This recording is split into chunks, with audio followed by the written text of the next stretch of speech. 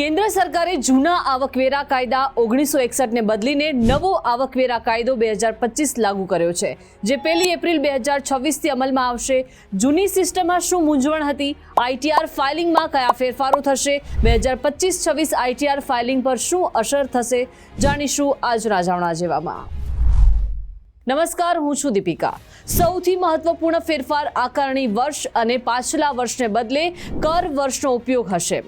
આનાથી સરેરાશ કરદાતાને તેમનો આઈટીઆર ફાઇલ કરતી વખતે મૂંઝવણ ઓછી થશે, કારણ કે આવક અને કમાણી વર્ષ અને કર રિપોર્ટિંગ વર્ષ સમાન રહેશે।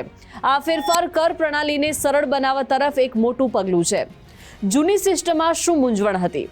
અત્યાર સુધી આવકવેરા કાયદા 1961 હેઠળ આવક કમાણી વર્ષને નાણાકીય વર્ષ કહેવામાં આવતું હતું અને કર મૂલ્યાંકન આગામી વર્ષમાં કરવામાં આવતું હતું, જેને આકારણી વર્ષ કહેવામાં આવતું હતું।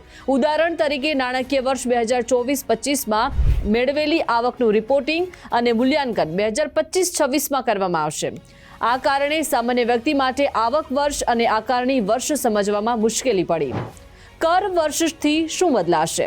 નવા કાયદામાં કર વર્ષને આવક કમાવા અને રિપોર્ટ કરવા માટે એક જ વર્ષ તરીકે ગણવામાં આવશે। આનો અર્થ એ છે કે આવક જે વર્ષમાં કમાઈ હતી તે જ વર્ષમાં ફાઇલ અને આકારણી કરવામાં આવશે। આનાથી બે અલગ અલગ શબ્દોની જરૂરિયાત દૂર થશે। કર નિષ્ણાતો કહે છે કે નવો આવકવેરા કાયદો 2025 કર વર્ષની વિભાવના રજૂ કરે છે। તે 1 એપ્રિલ 2026થી પાછલા વર્ષ અને આકારણી વર્ષને બદલશે। આઈટીઆર ફાઇલિંગમાં કયા ફેરફારો થશે? નવી સિસ્ટમ આઈટીઆર તે જ કર વર્ષમાં ફાઇલ કરવામાં આવશે જેમાં આવક કમાઈ હતી। કર દરો કે સ્લેબમાં કોઈ ફેરફાર કરવામાં આવશે નહીં, ફક્ત પરિભાષા અને પ્રક્રિયાને સરળ બનાવવામાં આવશે। નવો કાયદો કર વર્ષને આકારણી વર્ષથી બદલી નાખે છે। કર વર્ષ આવક સાથે સંકળાયેલા નાણાકીય વર્ષ સાથે મેળ ખાશે, જે અગાઉના તફાવતને દૂર કરશે। કરદાતાઓએ આ નવા શબ્દથી પરિચિત થવું જોઈએ। 2025-26 આઈટીઆર ફાઇલિંગ પર શું અસર થશે? આ ફેરફાર 1 એપ્રિલ 2026થી અમલમાં આવશે, તેથી તેની સંપૂર્ણ અસર 2026-27માં આઈટીઆર ફાઇલિંગથી દેખાશે। જોકે 2025-26 આઈટીઆરમાં ફોર્મની ભાષા પણ બદલાઈ શકે છે।